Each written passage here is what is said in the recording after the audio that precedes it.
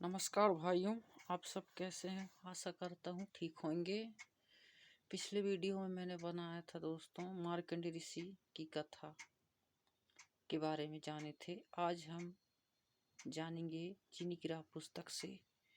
आज भाई को फुर्सत है, जो कि संत रामपाल जी द्वारा लिखित पुस्तक है। और वो कथा किस प्रकार है हम उसी पुस्तक से जानते हैं।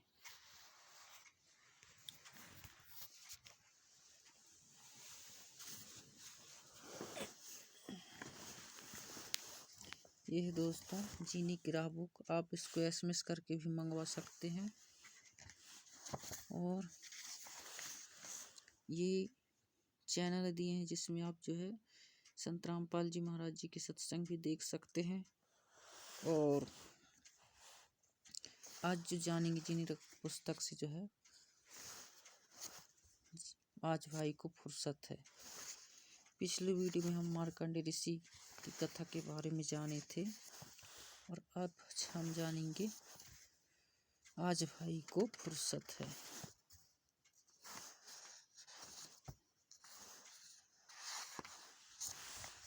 ये है भाई, इस कथा को हम इसी पुस्तक से जानेंगे। इस कथा में बताया है दोस्तों, एक भगत सत्संग में जाने लगा, दीक्षा ले ली, ज्ञान सुना और भक्ति करने लगा। अपने मित्र से भी सत्संग में जाने को चलन तथा भक्ति करने के लिए प्रार्थना की कि सत्संग में चला करो। तो उस भाई ने क्या आंसर दिया।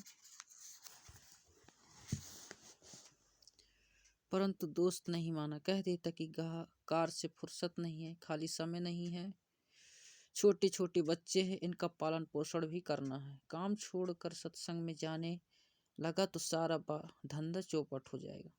वह सत्संग में जाने वाला भक्त जब भी सत्संग में चलने के लिए अपने मित्र को से कहता तो वह यही कहता कि अभी काम से फुर्सत नहीं। एक वर्ष पश्चात उस मित्र की मृत्यु हो गई जो सत्संग में नहीं जाता था।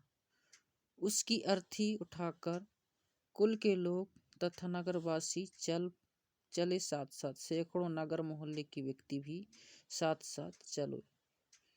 सब बोल रहे थे कि राम नाम सत्य है, सत्य बोले गत है। भक्त कह रहा था कि राम नाम तो सत्य है, परंतु आज भाई को फुर्सत है। नगरवासी कह रहे थे कि सत्य बोले गत है। भक्त कह रहा था कि आज भाई को फुर्सत है।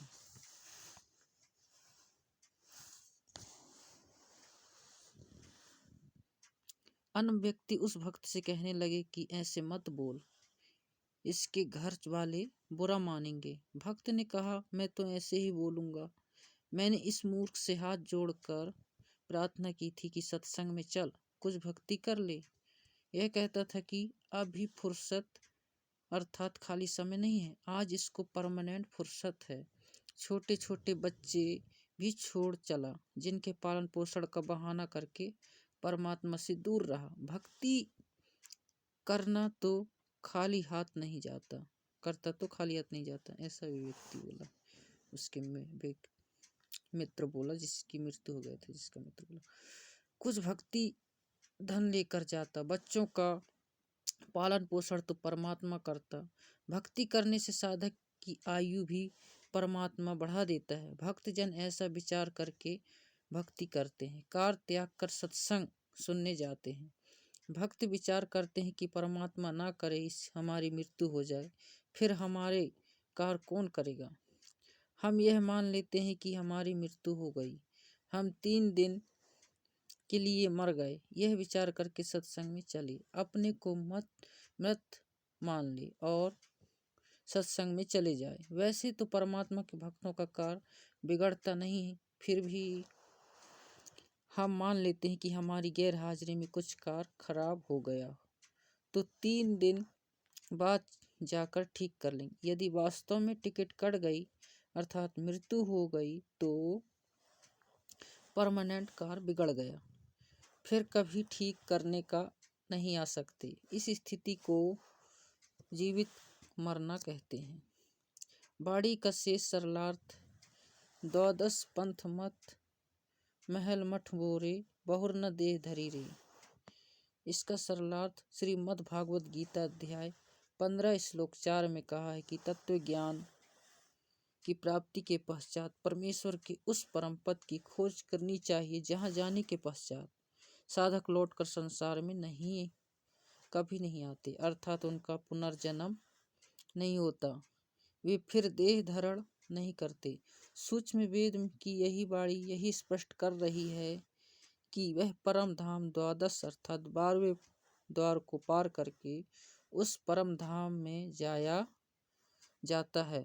आज तक सर्व ऋषि महर्षि संत मंडलेश्वर केवल 10 द्वार बताया करते, परंतु परमेश्वर कबीर जी ने अपने स्थान को प्राप्त कराने का सत्य मार्ग सत्य स्थान स्वयं ही बताया। उन्होंने 12वां द्वार बताया।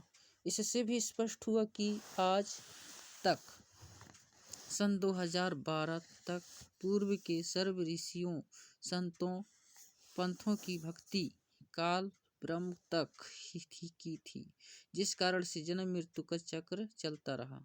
बाड़ी संख्या 5 है। देखिए बहिश्चित सभी ते देखे राजपाट के रसिया, दो जग बहिष्ठ सभी ते देख राजपाट के रसिया, 3 लोक चित्रपत नाही मन भोगी खसिया। इसका सरलार्थ है भाइयों दोस्तों, तत्व ज्ञान के अभाव में पूर्ण मोक्ष का मार्ग न मिलने के कारण कभी 2 जख अर्थात नरक में गए, कभी बहिष्ठ अर्थात स्वर्ग में गए, कभी राजा बनकर आनंद लिया। यदि इस मानव को 3 लोक का राज भी दे दे तो भी तृप्ति नहीं होती।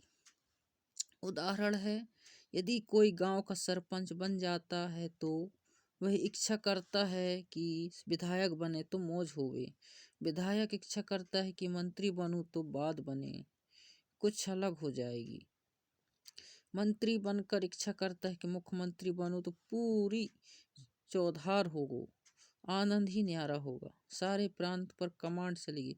मुख्यमंत्री बनने के पश्चात प्रयत्न इच्छा होती है कि प्रधानमंत्री बनो तो जीवन सार्थक हो, तब तक जीवन लीला समाप्त हो जाएगी। फिर गधा बनकर कुम्हार के लठ माने डंडे खा रहा होगा।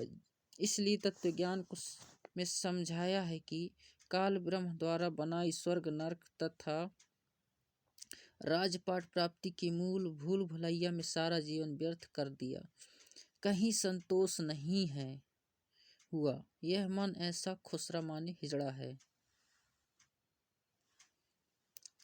एक अब्राहिम सुल्तान अधम नाम का बलख शहर का राजा था। वह पूर्व जन्म का बहुत अच्छा भक्त था, परंतु वर्तमान के ऐश्वर्य में मस्त होकर परमात्मा को भूल चुका था। राज के ठाठ में तथा महलों में आनंद मन बैठा था। एक दिन परमात्मा सतलोक से आकर एक यात्री का रूप बनाकर राजा के महल में गए तथा कहा कि हे सराय वाले, कमरा किराए पर दे, पैसे बता, रात्रि बितानी। राजा ने कहा कि हे भोले यात्री, आपको इस सराय में धर्मशाला दिखाई देती है, मैं राजा हूँ और यह मेरा महल है। यात्री रूप में परमात्मा ने पूछा कि आपसे यह पहले इस महल में कौन रहते थे?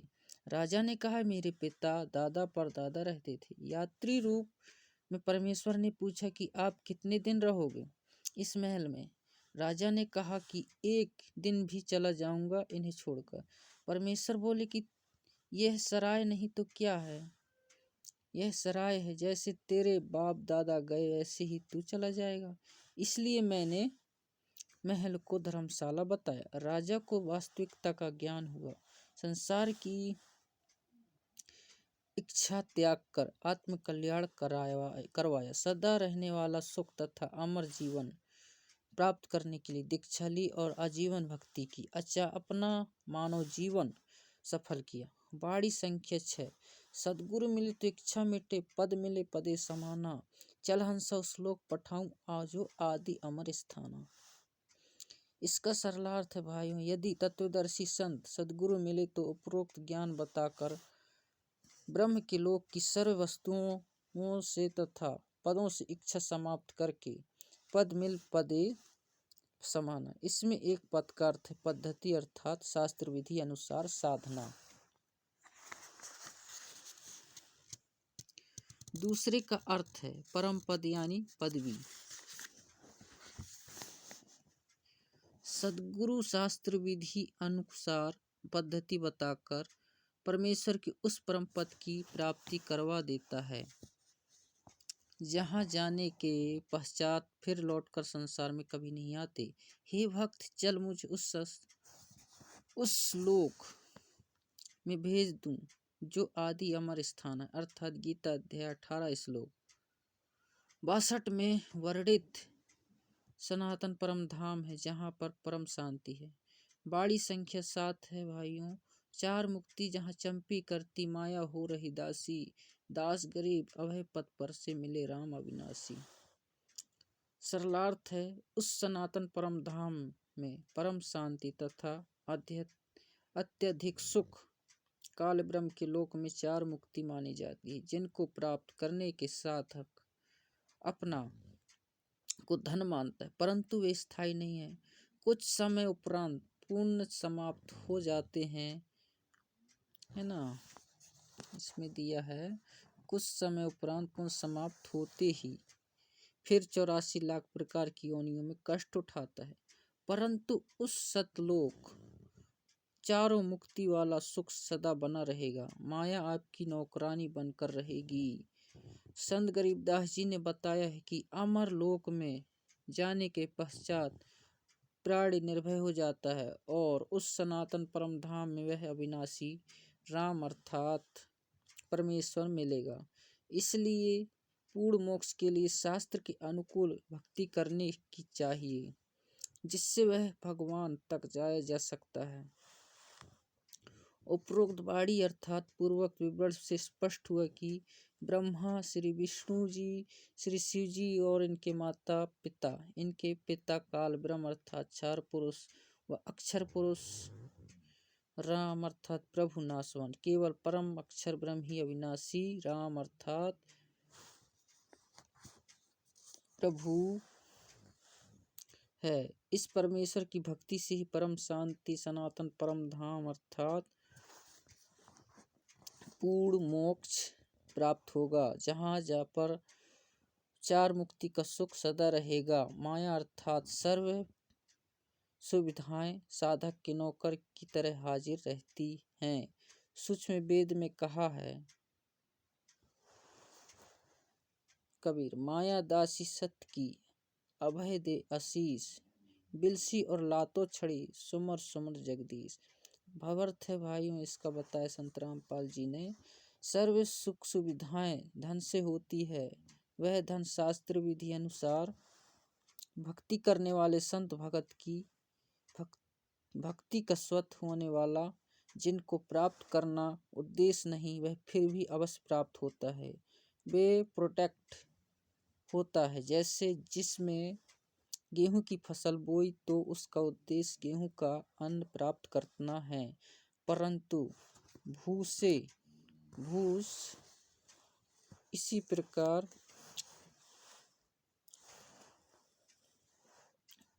अर्थात भूस यानी अर्थात चारा भी अवश्य प्राप्त होता है।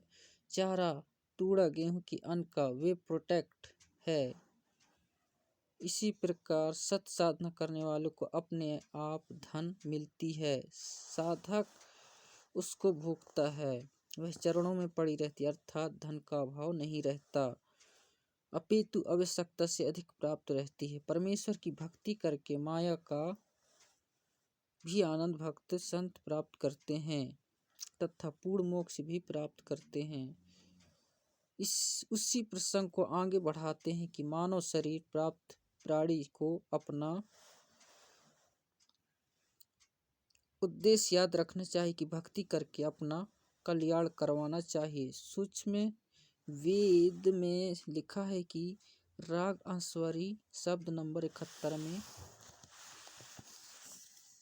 यह सौदा फिर नाही संतो यह सौदा फिर नाही, लोही जैसा ताव जात है काया दे सराही, 3 लोक और भवन चतुर्दश सब जग सौदे आही, दुगने तिगने किए चौगने किन्हू मूल गवाही। इसका भावार्थ बताया है भाइयों संत जी ने।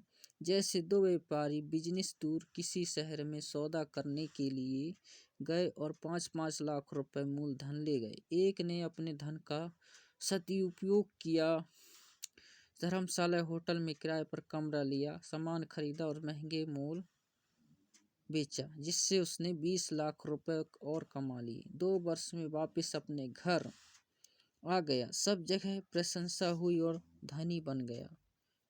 दूसरे दिन भी होटल या धर्मशाला में कमरा किराए पर लिया, शराब पीने लगा, वेश्याओं की नृत्य देखता, खाता और सो जाता। उसने अपना मूलधन 5 लाख रुपए भी नष्ट कर दी। वापस घर आया तो ऋण माने कर्जा हो गया, जिससे 5 लाख रुपए उधार लेकर गया था। उसने अपने रुपए मांगे, न देने पर उसको अपना मजदूर रखा, उससे अपना 5 लाख का धन पूरा किया। उपरोक्त वाणी का यही तात्पर्य है कि 3 लोक माने स्वर्ग, पाताल, पृथ्वी लोक में जितने 3 गुना 4 गुना धन कमा लिया, अर्थात पूर्ण संत से दीक्षा लेकर मनुष्य जीवन के श्वासों की पूंजी जो मूलधन है उसको सत्य भक्ति करके बढ़ाया। अन्य व्यक्ति जिसने भक्ति नहीं की, शास्त्र विधि त्याग कर मनमाना आचरण किया था, वह अनाधिकारी गुरु से दीक्षा लेकर भक्ति की, उसको कोई लाभ नहीं मिलता। वह पवित्र गीता अध्याय 16 श्लोक 23-24 में प्रमाण है, जिस कारण से उसने भी अपना मनुष्य जीवन के श्वास रूपी मूलधन को सत्य भक्ति बिना नष्ट कर लिया। भक्ति न करने से हानि का विवरण है भाइयों। यह दम टूटे पिंडा फूटे, लेखा देर दरगाह माही, उस दरगाह में मार पड़ेगी हम पकड़ेंगे बाही। नर नारायण देह पाकर फिर 84 जाही, उस दिन के मुँह डर नहीं लागे, लज्जा रहे कि नाही। जय सतगुरु की मैं बलिहारी, जो जगड़ जगड़ जन्म मरण मिटाही, कुल परिवार तेरा कुटुंब कबीला, मसलित एक ठराही। बांध पिंजरी आगे धर लिया, मरघट को ले जाही, अग्नि लगा दिया जब लंबा फूक दियो उस ठाही। पुराण उठा फिर पंडित आए, पीछे गरुड़ पढ़ाही। इसका अर्थ है भाइयों बताया संत जी ने, यह दम अर्थात श्वास जिस दिन समाप्त हो जाएंगे उस दिन यह शरीर रूपी पिंड छूट जाएगा। फिर परमात्मा के दरबार में पाप पुण्य का हिसाब होगा। भक्ति न करने वाले, ये शास्त्र विधि विरुद्ध शक्ति करने वाले को यम के दूत भुजा पकड़ कर ले जाएंगे, चाहे कोई किसी देश का राजा भी क्यों न हो। उसकी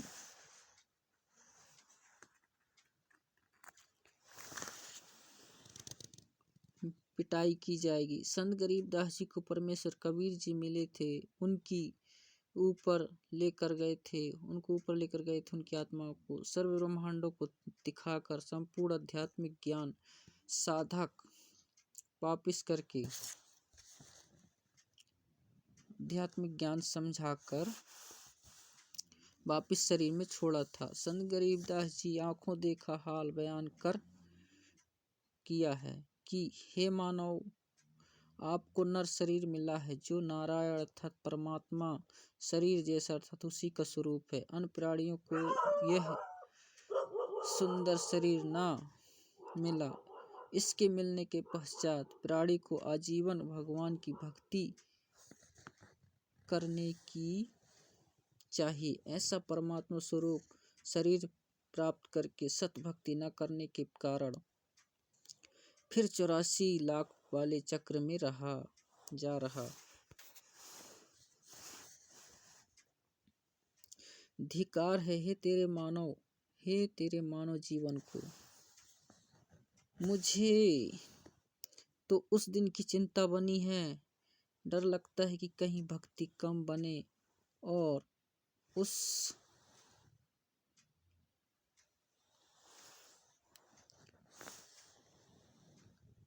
उस परमात्मा के दरबार में पता नहीं इज्जत रहेगी या नहीं। मैं तो भक्ति करते करते हो तो शास्त्र विरोध कर रहे हो। है ना, ये दिया है इस पुस्तक में। तुम्हारा तो बुरा हाल होगा और मैं तो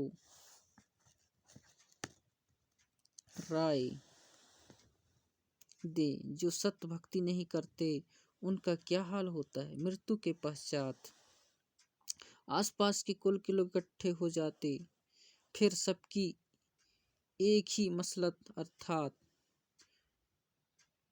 है या लाठी या जेली की खोत माने ठोक कर मार मार कर छाती तोड़ते हैं, संपूर्ण शरीर को जला देते हैं, जो कुछ भी जेब में होता है उसको निकाल लेते हैं, फिर शास्त्र विधि त्याग कर मनमाना आचरण कराने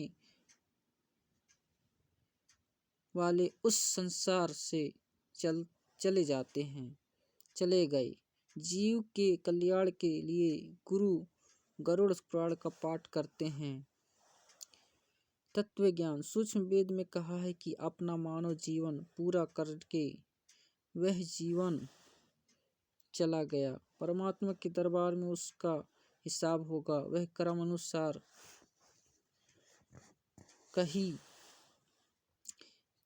कहीं कुत्ता कहीं गधा कुत्ता बनने की पंक्ति में खड़ा होगा। मृत्यु के पश्चात गरुड़ पुराण जो है, गरुड़ पुराण पाठ उसके क्या काम आएगा। यह व्यर्थ का शास्त्र विरुद्ध क्रियाक्रम है।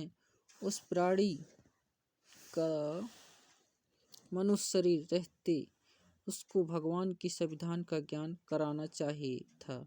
जिसने मनुष्य शरीर रहते उसको भगवान की संविधान का ज्ञान कराना चाहिए था, उसको अच्छे बुरे का ज्ञान होता और वह अपना मानव जीवन सफल करता।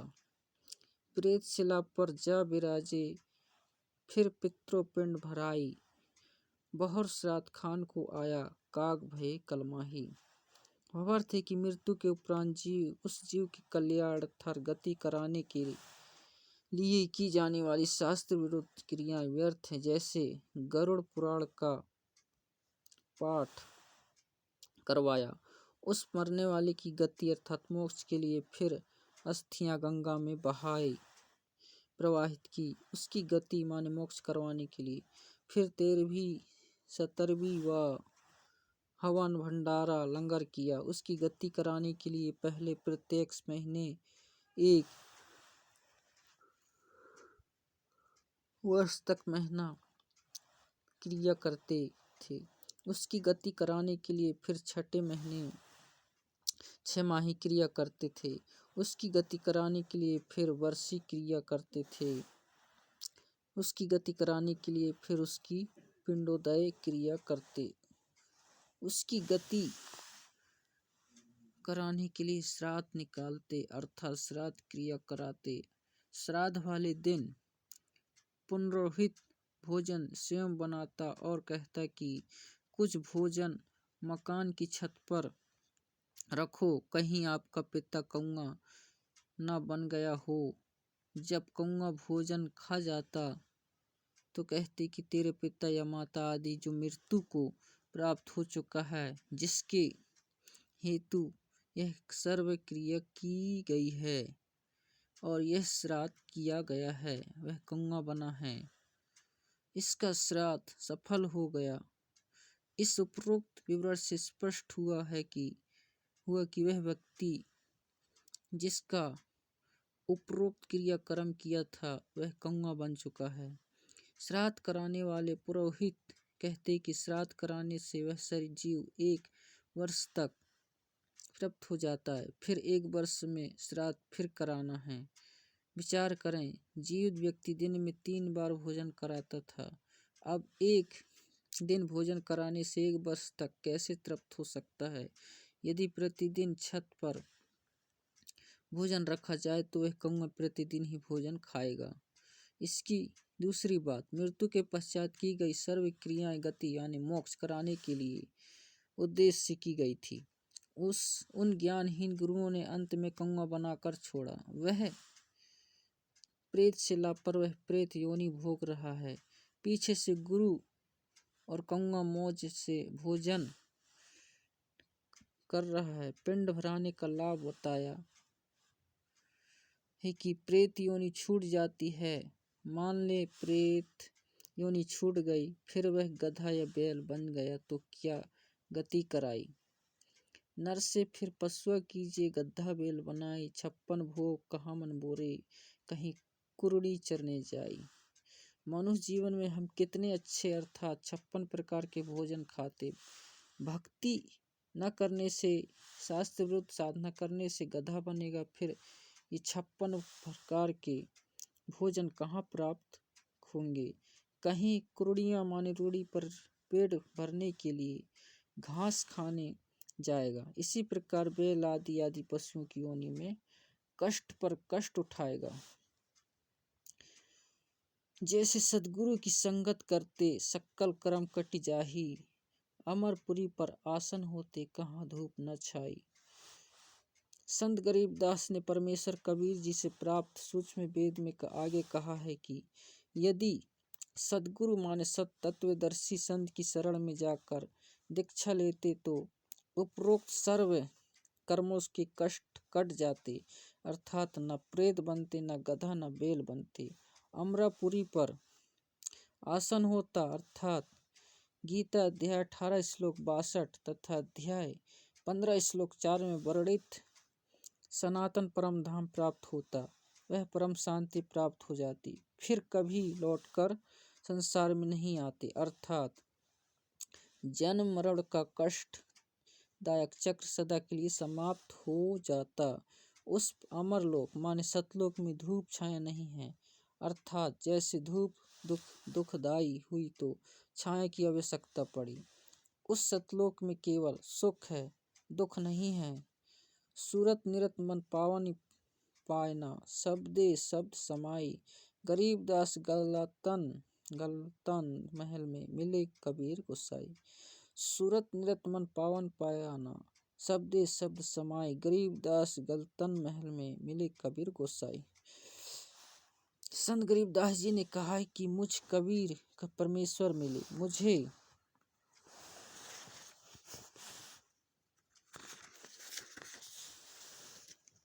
सूरत निरत मन तथा श्वास पर ध्यान रखकर मन को स्मरण कराने की विधि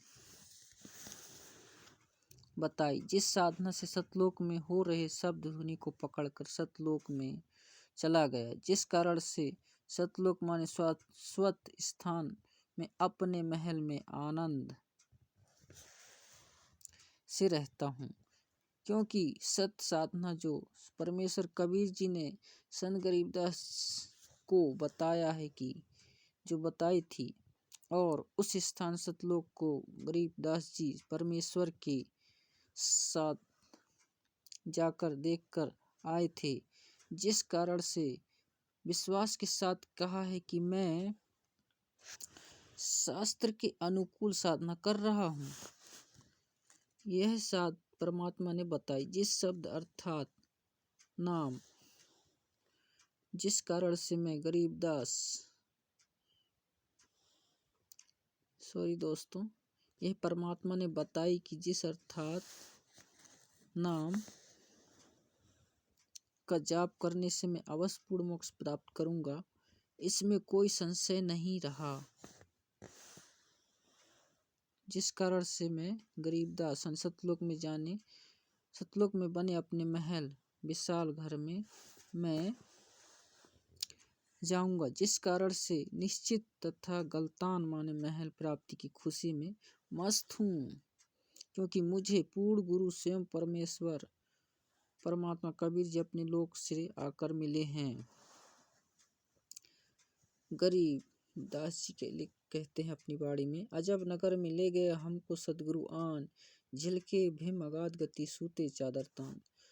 अर्थात गरीबदास जी ने बताया है, जिसको संत रामपाल जी ने चित्रित किया है वाणी को। गरीबदास जी ने बताया कि सदगुरु अर्थात स्वयं परमेश्वर श्री कबीर जी अपने निज धाम सतलोक से आकर मुझे साथ लेकर अजब माने अद्भुत नगर में अर्थात सतलोक में बने शहर में ले गए। उस स्थान को आंखों देख कर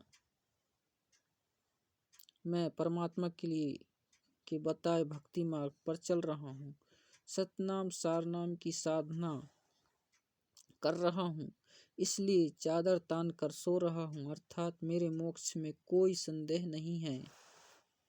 चादर तान कर सोना मन निश्चित होकर रहना, जिसका कोई कार शेष न हो। और कोई चादर ओढ़ कर सो रहा है तो गांव में वे कहते हैं कि अच्छा सा चादर तान कर सो रहा है, क्या कोई कार नहीं है। इस प्रकार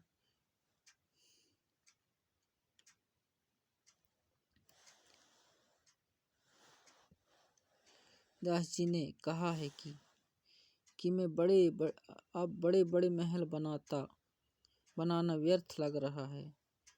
अब तो सतलोक में जाएंगे, जहाँ बने बनाए विशाल भवन हैं, जिनको हम छोड़कर गलती करके यहाँ काल के मृत्युलोक में आ गए। अब दाव लगा है, सत्य भक्ति मिली है तथा तत्व ज्ञान मिला है। सज्जनों, वह सत्य भक्ति वर्तमान में मेरे संत रामपाल जी कह रहे हैं, मेरे रामपाल दास के पास है, जिससे इस दुख के घर संसार से पार होकर वह परम शांति तथा शाश्वत स्थान सनातन परम धाम प्राप्त हो जाता है, जिसके विषय में गीता अध्याय 18 श्लोक 62 में कहा है तथा गीता अध्याय 15 श्लोक 4 में कहा है। संत से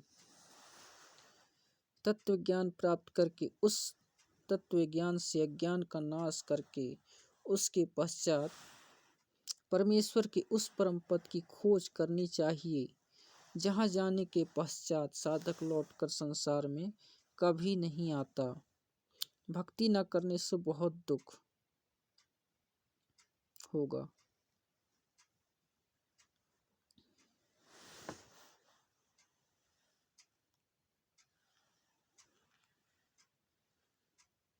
ठीक है भाइयों, आज के लिए फिलहाल इतना ही। आगे का शेष भाग जो है हम अगली वीडियो में बनाऊंगा। ठीक है दोस्तों, यदि वीडियो अच्छा लगे तो वीडियो को लाइक ज़रूर करना, शेयर करना और चैनल को सब्सक्राइब ज़रूर करना, ताकि मेरा हर आगे आने वाली वीडियो सबसे पहले आपको दिखाई दे। ठीक है दोस्तों, तब तक के लिए नमस्कार।